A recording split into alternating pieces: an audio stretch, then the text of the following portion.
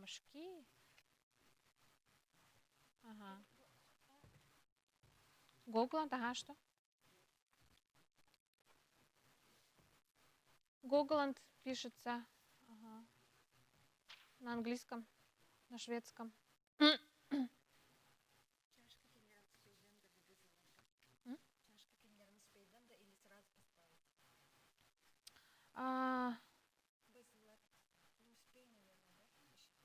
Может, сразу пусть стоят, да? Сразу турурахка.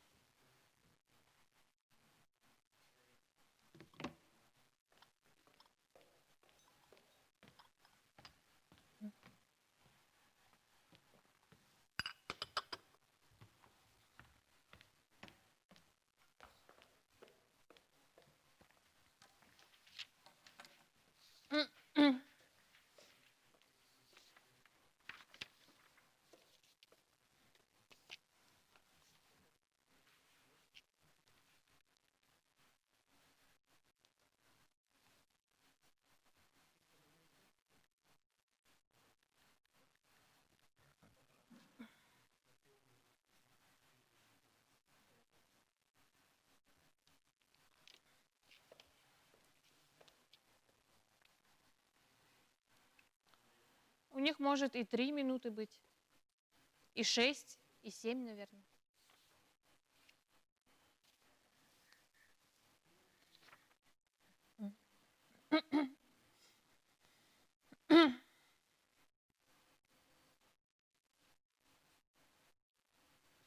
Во сколько? 0,5, да?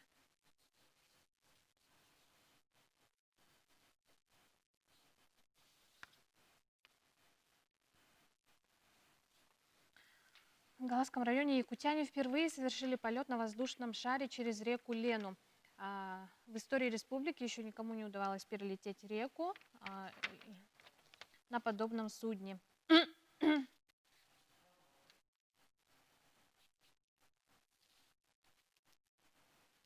Ага.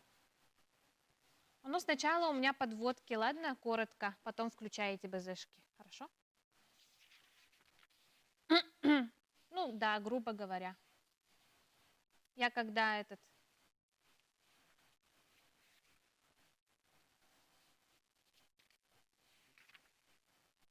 Без стыка, да. Нет, нет, нет. Ага. Воздушный шар, или более профессиональным языком аэростат, принадлежит молодым предпринимателям из Якутска Степану Перевознюку и Евгению Афанасенко. На прошлой неделе аэростат поднялся над долиной Эркени. Отже, я не хочу это говорить. Я смешно же говорю. Эркени. Эркени. Эркени. Эркени. Ой, не могу. Над долиной Эркени. Нет, это смешно. Я буду смеяться сама.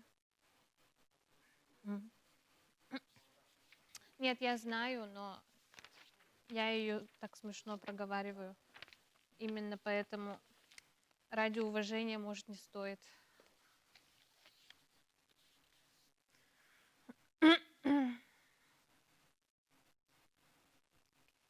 Эркени.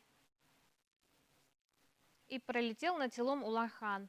Видео его приземления распространилось в социальных сетях и вызвало бурю обсуждений о якобы аварийной посадке воздушного судна. В этот раз был выбран рискованный, но более живописный вариант – бассейн реки Лена. Аэростат взмыл в небо после поселка Верхний Бестях с местности Леглегер. Леглегер, да?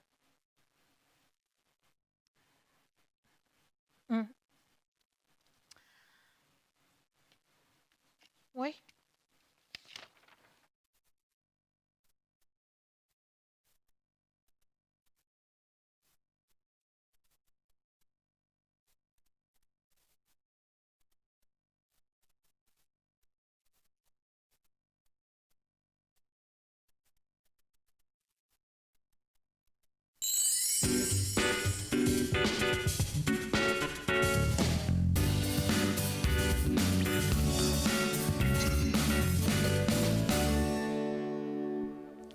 С новым днем, Республика! Эфир главного национального канала продолжает программа «Новый день». Меня зовут Катерина Винокурова. Я желаю вам сегодня только хороших новостей и отличного настроения. На календаре 22 сентября, день недели вторник, и он богат у нас на всевозможные даты и события. Так, к примеру, во всем мире в этот день отказываются от автомобиля и едут, к примеру, на работу на велосипеде. Стоит отметить, что праздник все больше привлекает к себе внимание неравнодушных людей. Он действительно объединяет, сплачивает тех, которым не все равно, какая природа и атмосфера их окружает. В России в этот день ежегодно проходит акция на работу на велосипеде. Также сегодня отмечаются международные зоопраздники, такие как День защиты слонов и День носорогов. Еще одним событием обозначен день 22 сентября. Это день осеннего равноденствия, который знаменует прощание с теплым сезоном и скорый приход зимы. Хочешь не хочешь, она у нас наступит. На улице уже давно ощущается дуновение холодных ветров, а солнце уже раньше садится за горизонт. В астрологии и нумерологии день осеннего равноденствия полон сакрального смысла. Это одна из важнейших кардинальных временных точек года, и наши предки знали еще и с Рождеством Богородицы. Так почитали равноденствие в Древнем Египте, в Японии и Мексике. Считается, что 22 сентября наступает вторая часть бабьего лета, и по поверьям, какая погода в этот день будет, такой будет и осень. Прогноз погоды далее. По данным Якутского управления по гидрометеорологии и мониторингу окружающей среды, сегодня в центральных улусах в 6 часов утра температура воздуха составила плюс 4, минус 2 градуса. Днем ожидается плюс 14, плюс 15. В Заречье минус до плюс 14, плюс 15. В Вилюйских улусах плюс 1, плюс 4 утром, днем плюс 12, плюс 16 градусов. А в Нижнеленских минус 1, плюс 4 утром, днем плюс 12, плюс 15. В западных улусах плюс 3, плюс 6 утром, днем плюс 14, плюс 17 градусов. В Колымо-Индигирских улусах плюс 2, плюс 4 утром, днем плюс 5, плюс 10. В Янских улусах плюс 2, плюс 4 утром, днем плюс 6, плюс 10 градусов. В северо-западных улусах плюс 4, плюс 6 утром, днем плюс 9, плюс 12. В 6 часов утра температура воздуха в городе Якутске составила минус 2 градуса. Атмосферное давление 759 миллиметров ртутного столба. Ветер переменный 1,6 метров в секунду. Днем в городе Якутске ожидается плюс 15, плюс 17 градусов.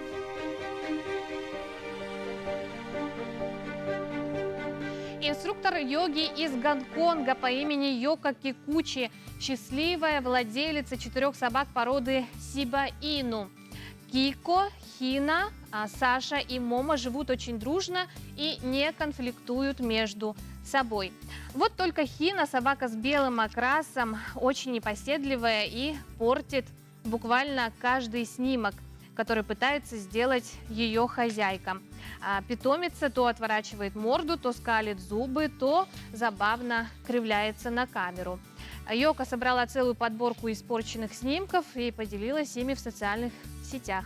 Теперь за выходками собаки Хины следят более 70 тысяч человек.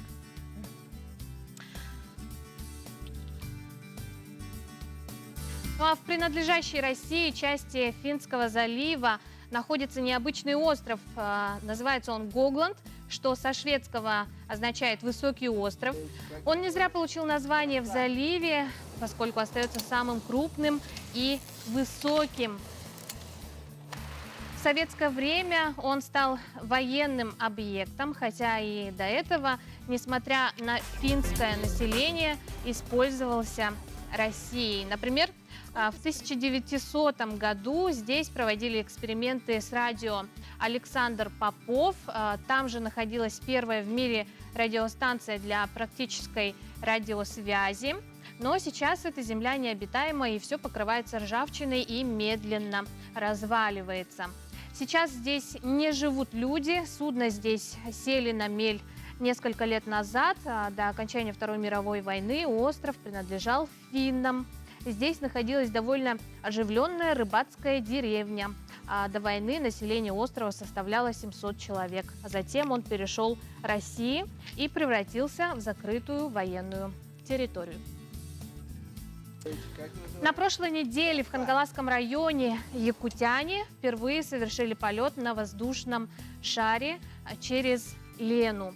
В истории республики еще никому не удавалось перелететь через реку на подобном судне. Воздушный шар, или более профессиональным языком аэростат, принадлежит молодым предпринимателям из города Якутска Степану Перевознюку и Евгению Афанасенко. На прошлой неделе аэростат поднялся над долиной Эркени и пролетел над селом Улахан.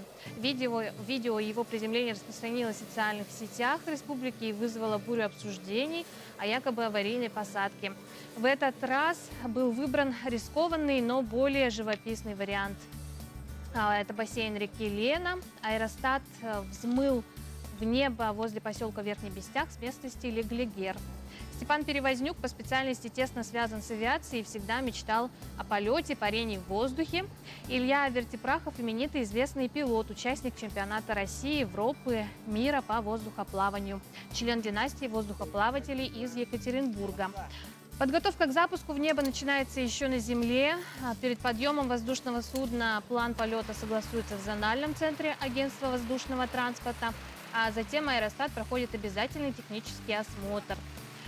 Сама процедура занимает примерно 25 минут. Маршрут первого длительного полета проложили в местности Тихтюр до села Улахан. При подготовке учитывали как особенности местности, так и природные факторы, такие как скорость и сила ветра. Также температура воздуха. Время в пути составило примерно 30-35 минут. Полеты продлятся до октября и возобновятся весной 2021 года. На шаре, кстати говоря, помещается до 4 гостей без учета пилота.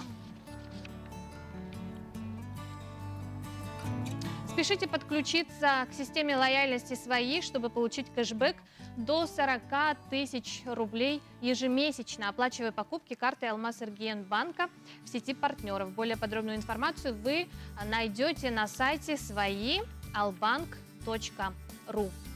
Сегодня развитие цивилизации позволяет нам пользоваться всеми необходимыми для жизни ресурсами прямо у себя дома. Вода, газ, электричество, тепловая энергия в виде горячей воды доставляют нам прямо в квартиру или в дом.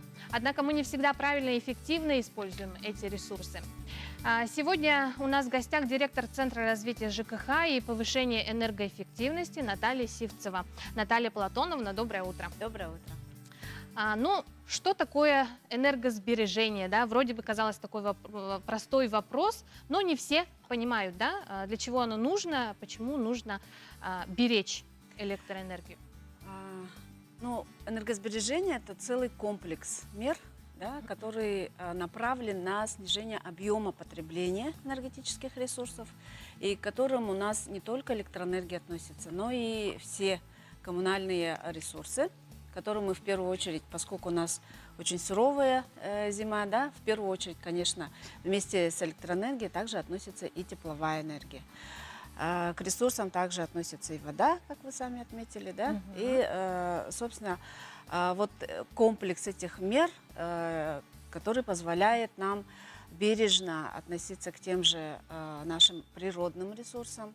Вообще вот тема бережливости, экологичности сегодня тема очень востребованная, да, поэтому при этом, несмотря на снижение объемов, полезный эффект от использования этих ресурсов, он при энергосбережении должен сохраняться, а в идеале еще и возрастать. Поэтому вот понятие энергосбережения у нас на сегодняшний день наряду с экологичностью необходимо также вот, учитывать и понимать. Мгм. Ну вот, как нам известно, на днях правительством республики был принят проект закона о энергосбережении, да? Что это за закон? Да, вносятся изменения Поправки. да, в части уточнения, в части энергосервиса в жилищном фонде, Мгм. учитывающие наши региональные особенности, поскольку в республике ну, действует своя специфика, да, и, соответственно, федеральное законодательство его мало регулирует. Основу для привлечения внебюджетных источников, для инвесторов, да, которые помогут решить вопросы, накопившиеся вопросы в жилищном фонде в части вот, проведения энергосберегающих мероприятий, да, к которым относятся устройство индивидуальных тепловых пунктов, да, утепление окон, общедомового имущества. Это окна, двери, утепление фасадов, ну вот такие дорогостоящие. В принципе, вот этот закон, он позволит привлечь, как я сказала, не только средства, да, инвесторов, но и объединив усилия, да, не только власти, но и бизнеса, и общественности, в первую очередь также собственников жилищного фонда, да, мы смогли бы как-то в том числе решить проблему, накопившиеся проблемы в капитальном ремонте жилфонда, да, поскольку эти мероприятия во многом сопряжены с теми же видами работ, которые проводятся в многоквартирных домах в рамках вот капитального ремонта. Ну, мы знаем, что проводится специально целый фестиваль даже, да, под названием «Вместе ярче». Что это за фестиваль, какие мероприятия запланированы, когда он пройдет у нас? Да, значит, у нас вопросы популяризации, получается, да, энергосбережения, они в том числе реализуются и с помощью вот ежегодно проводимого фестиваля «Вместе ярче». Вообще фестиваль проводится уже 5-й год. И сейчас вот уже на стадии участия, да, региональный этап, который проводится среди вот, ну, нашего поколения, младшего поколения. Значит, у нас подрастающее поколение, которое должно привить культуру, да, которое мы должны привить культуру, вот эту по экологичности, по энергосбережению. В общем, этот фестиваль сейчас вот на региональном этапе охватывает пока три мероприятия. Это для начальных классов, это у нас конкурс рисунков и плакатов. Для старших классов это проекты, там есть исследовательские проекты, да, в области энергосбережения. И для, ну, этот же этап, он направлен на старшие курсы вот, студентов, да. Дальше у нас есть еще, значит, конкурс сочинений. То есть сейчас вот региональный этап, он определяет победителей, и вот эти победители, они идут на уже федеральный Уже этап. на всероссийский, Поэтому, да? Да, на всероссийский федеральный этап, поэтому приглашаем всех, кто желает участвовать. Сроки проведения у нас приема вот этих работ до 15 октября. По сочинению, правда, до 3 октября, там федеральные условия. И, соответственно,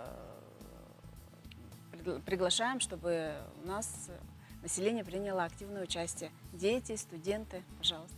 Наталья Платоновна, спасибо вам, что проснулись этим ранним утром, пришли к нам в студию, рассказали очень полезную информацию этим утром. Отличного вам дня, плодотворной работы. Ждем вас снова. Спасибо. И будем почаще поднимать тему электросбережения, энергосбережения и энергоэффективности. Спасибо. А возможно, школа для вас уже давно забытое слово, а может быть, вы закончили ее совсем недавно, но все же нам очень интересно, хорошо ли вы помните, что вы проходили на уроках, например, на биологии. Как думаете, что больше по размеру, инфузория туфелька или амеба? Свои варианты ответов вы можете присылать на наш WhatsApp номер 8 914 279 2262. Ну а сейчас я предлагаю вместе с нами пройти небольшой тест и узнать, насколько хорошо мы учились в школе.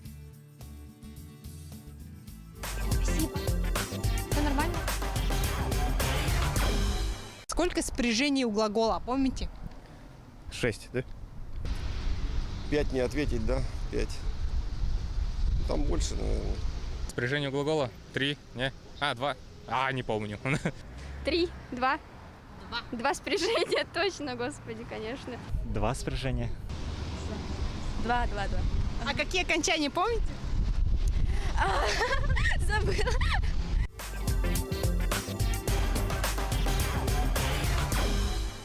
В чем измеряется мощность электрического тока? В джоулях. Вольты, амперы, вольты. Ватты. Ваты, вот. В ваттах. Киловатт? В киловаттах.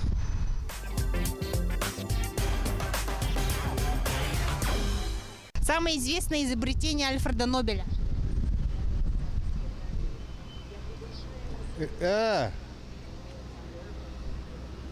Забыл. Не знаю. Вот это не знаю. Я даже не знаю, за что он получил Нобелевскую премию. Ну, вернее, изобрел ее, наверное, да? Ну, этого человека вы слышали, Нобель, да? Премия есть, премия. А он вообще чем известен? Он был ученый в какой области? Физика, да? Химия. Динамит. Первый, кто правильно ответил. Тротил. Нобеля? Нобель. А это не он динамит? Он, правильно.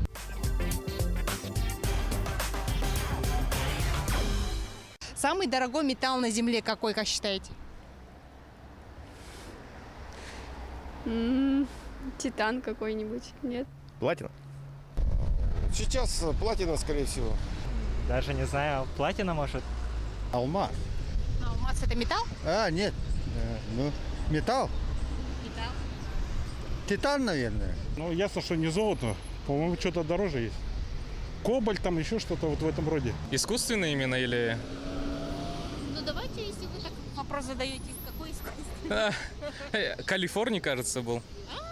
Вы единственный, кто правильно ответил. Правильно. А почему он искусственный-то? По-моему, я читал где-то его, то, что его искусственно выявили.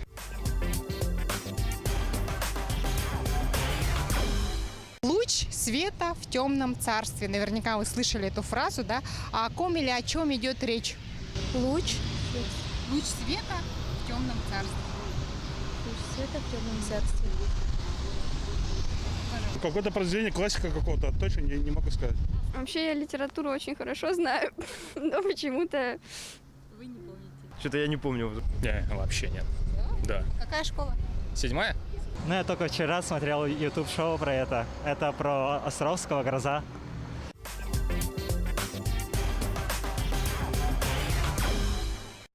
Зритель открывает 29-й театральный сезон и в самом ультрасовременном красивом здании нашего города, в Центре культуры и современного искусства имени Гагарина. Свои двери театр откроет уже 24 сентября. И с нами сейчас на прямой связи по скайпу художественный руководитель театра, заслуженный работник культуры России, народный артист республики Алексей Прокопьевич Павлов. Алексей Прокопьевич, доброе утро. Доброе утро. Ну, наконец, мы вас поздравляем. После длительного перерыва, да, состоится долгожданная встреча со зрителем. Что мы посмотрим в этот день, 24 сентября? Что нас ждет? Мы открываемся спектаклем «Зоя», поставленным по поэме Маргариты Алюгер. Спектакль о бессмертном подвиге Зои Космодемьянской, о первой женщине, удостоенной звания Героя Советского Союза во время Великой Отечественной войны. Спектакль о том... Да-да-да. Постановка... Спектакль... Постановка, она приурочена к 75-летию Победы, да? Правильно, да? Да-да. Ага. Ну а в целом, какой репертуар нас ждет в новом сезоне? В новом сезоне у нас будут премьеры. Первая премьера в ноябре месяце. Спектакль «Вечно живые» Виктора Розова в постановке Александра Тетигирова. Также в декабре будет премьера спектакля по произведениям Маэма Сомерсета. И к юбилею Федора Достоевского по школьной программе мы будем ставить спектакль «Преступление и наказание». в новом сезоне. Такие примеры будут Мгм. у нас. Мгм. Также мы будем принимать участие во втором фестивале театров Дальнего Востока в городе Хабаровске. Это в ноябре. И у нас в планах гастроли в Биробиджане, в городе Биробиджан, со спектаклем «Мой маленький бог» Екатерины Ткачевой, постановки Александра Титигирова. Алексей Прокопьевич, а если говорить о коллективе театра, да, это новые актеры или уже знакомые нам актеры, труппа театра? У нас актерский состав не изменился. У нас актерский состав молодой, перспективный. Мгм. Перспективный. Ага. Ну, отрадно, что теперь постановки будем мы смотреть с нового центра, да? Какие это возможности дает центр Гагарина? Да, это ультрасовременный центр культуры и современного искусства. И зал большой, и возможности на сцене очень большие. Так что мы будем работать в этом центре. Спасибо, Алексей Прокопьевич. Желаю вам только хорошей работы. Наконец состоится долгожданная встреча 24 сентября. Приглашаем всех зрителей, не только юных, но и старшее поколение, в центр имени Гагарина. Ну а на этом я с вами прощаюсь. Желаю сегодня вам отличного дня обязательно. Встречаемся завтра в это же время. Ну а далее слово моим коллегам из якутского блока.